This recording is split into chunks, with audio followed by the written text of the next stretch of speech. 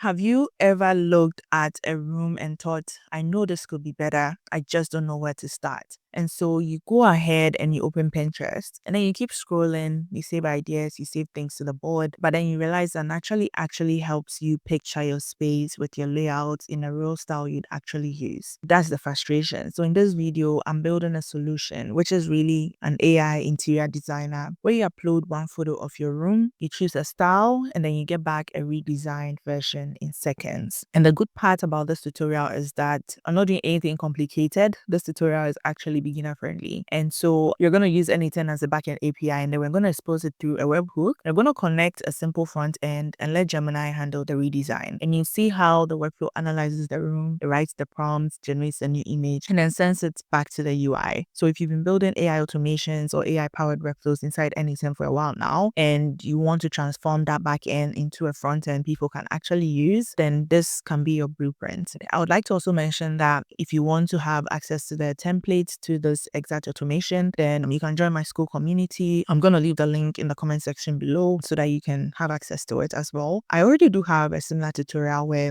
I talked about how I built this entire backend. So if you want to watch that tutorial as well, then I'm going to link it in this video so that you can go check it out. This tutorial is in 3 parts. So I'm going to talk about the backend side, which is really n8n, and then I'll talk about how we generate the static HTML URL. Then I'll talk about how we host things on the front end. The front end I'm using is Tinyhost. I'm going to explain the thought process behind every decision I took. Okay, so let's get started. Let's start first with the automation we have inside n8n. So like I mentioned, we are trying to transform our automation into an API that our front end can call. So we are starting off with a webhook node, and this webhook node is acting as a real HTML endpoint, meaning that our front end, which is hosted on Tinyhost, if we upload an image, for instance, right, and then we click on generate design, the idea behind this is that it will now call our AI automation inside n8n and give us a redesigned output. This is what the webhook is doing. So take note of this webhook URLs. They're very important, especially when we are building our HTML file. And in here, as you can see, I have allowed origin CORS. CORS stands for cross origin resource sharing, and it's a browser security rule, not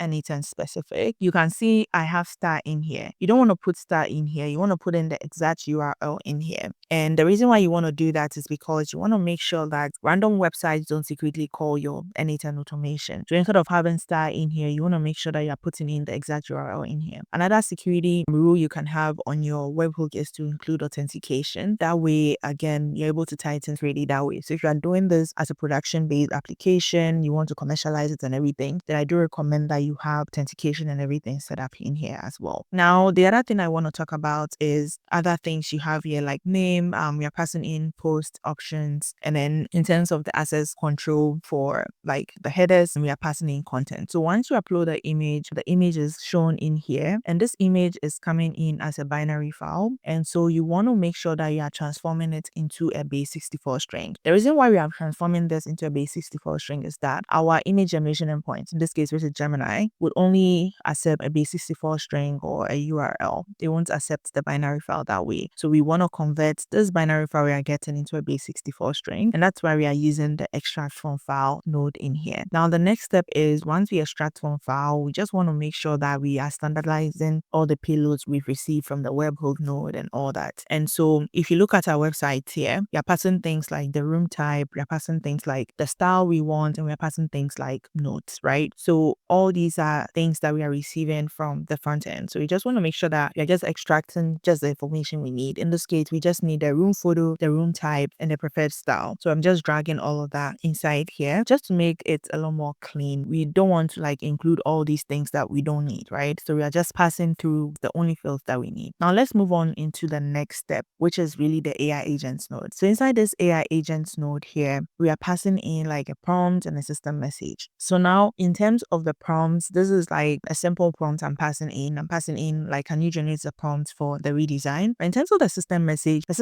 is typically what if you are used to like creating projects inside ChatGPT, ChatGPT, the system message is really like your instructions, right? So in terms of the system message, we are passing in our room type and our preferred style. And in terms of the exact instructions we are given, we are just expecting this AI agent node to output like a prompt that we can pass on to our Gemini endpoint to generate an image for. So this is the idea of how we want the room to be designed and all that. So for instance, if the person added, if you go in here and maybe you add in some additional inspiration and like maybe you want the walls to be red or something like that, then it will take into account what your own like inspiration is and then craft a prompt that way. And as you can see, I've put in some guardrails and everything in here as well. So once you have the output, in this case, which is this one here, the next step is to move it on to the Gemini endpoint, right? So inside the Gemini endpoint in here, this is the exact link we are using. And in here, you need to have an API key. If you don't have an API key, then I've done several tutorials where I walk through how you can like get your own API key from Google Gemini and all that through the Google Cloud Console. So if you're interested, I'm also going to link a video in here so that you can just go through the steps on how to get an API key for Google Cloud Console. Now, the next thing in here as well is I'm passing in like the prompt we want. So as you can see, I'm just saying like redesign the attached room image based on this output we have in here. And then I'm also attaching the photo, right? So I said redesign the attached room image in this case, which is the base 64 string we're passing in here based on the prompt we have here. So I've attached the photo in here. So just think of it like if you go into Gemini, you attach a photo and then you give it instructions. That's really what we are doing on the back end. And so this is the output image we get. But again, the image is in base 64 string, right? We want to pass back the image as a binary file to the front end. So what we want to do is we want to convert the file back to a binary file, right? So in this case, this is the output of the image we got. So we are going to like pass this output back to the front end, and we are using the respond to webhook node in here. So we are saying respond with a binary file, respond in terms of the data source, we are using the binary file we got from the previous step. And then in terms of the input field name, we are using the same name we are getting in here. And then, yeah, so this image is now passed on into our front end, and then we have the image in here. So if you already do have like, let's say any of these AI assistant, let's say ChatGPT, Gemini, then you can basically go into ChatGPT or Gemini, and I'm using this exact prompt, okay? Let me just explain what my reasoning is behind this prompt.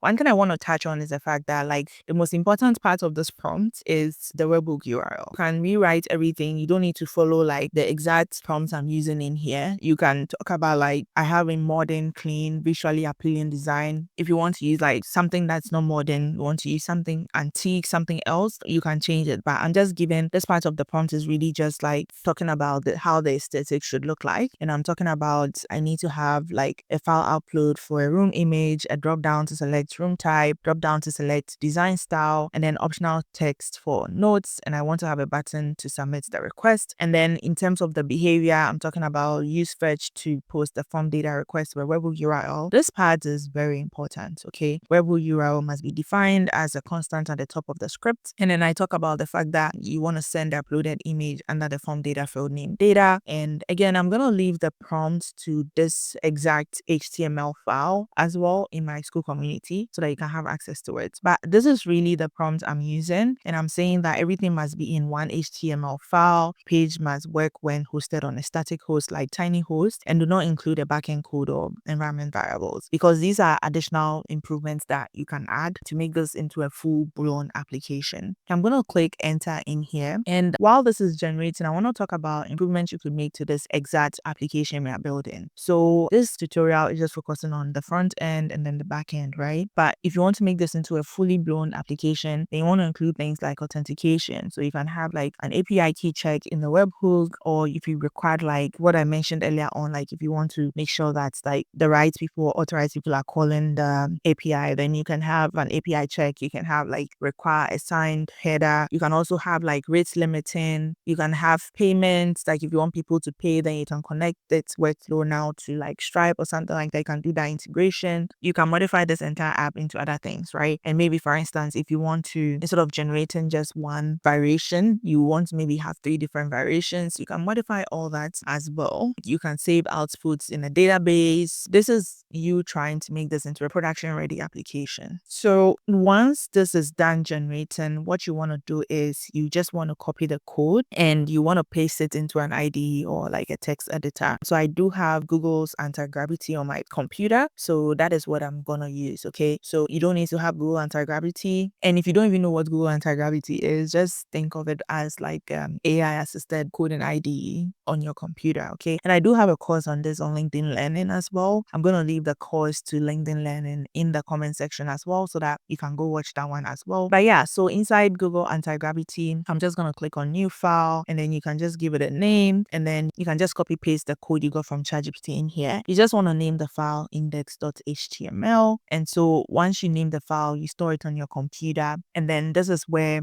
everything comes together. So once you have this downloaded onto your computer, the next step for you is to come into Tinyhost. Now, if you don't have a Tinyhost account, I'm going to drop a link in the comment section below so that you can sign up to Tinyhost. But really what you're interested in is to first create an account with Tinyhost. As you can see with Tinyhost, you can decide to like upload a file, you can upload images, code. There are different formats in which you can upload. Okay, we are interested in uploading code. So I'm going to click on upload file and I'm going to upload our index.html file in here and I'm going to click on open. Like I mentioned earlier on, you want to make sure that your HTML file contains a webhook URL. That's very important. Okay, so if you don't do anything, just make sure that it contains a webhook URL. And the webhook URL is gotten from your n8n automation, right? So if I come into our n8n automation in here, the first part of this is the webhook URL. So in here, this is what you need. You just need to copy this webhook URL and put it inside your HTML file. Okay, so now that we have the webhook URL created and everything connected, we have it uploaded. You just upload it here and then you click on publish. So once you click on publish, you should see that your site is published now and really you can just go ahead and test it. Now, instead of using Tinyhost and decide to host this on your own, like if you have like your own shared hosting provider, you can do so. Let's say a SiteGround, Blue Ocean, like any of those hosting providers, you can sort of just upload your HTML file there and host it as well. The reason why I use Tinyhost is because like I just want to make this simple. So many people don't get started with stuff like AI, automation, learning just because sometimes it's complicated. This is an easier way to get around it so that you don't have to commit to like a 1-year hosting provider if you don't need to. So you can just use Tinyhost because you would also instantly get like a public facing HTTP URL and it would sort of like help you avoid like build steps like CI/CD and all that. Eventually, if you want to make this into a production-based app, you can go ahead and do that.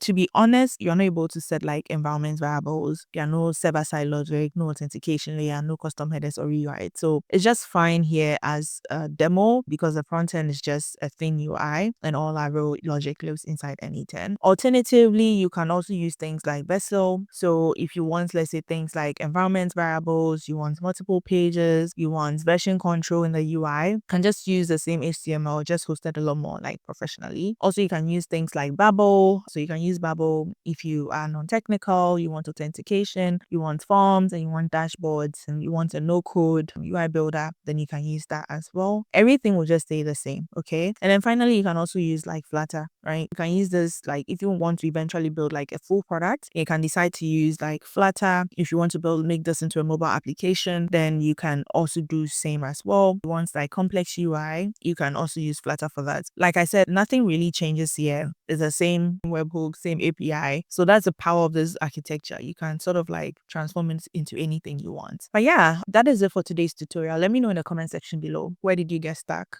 If there are other tutorial topics you have that you'd want me to do, just let me know in the comment section below and I'll do that as well. But as usual, if you haven't subscribed to my channel, please subscribe. Thank you for watching and see you in the next one.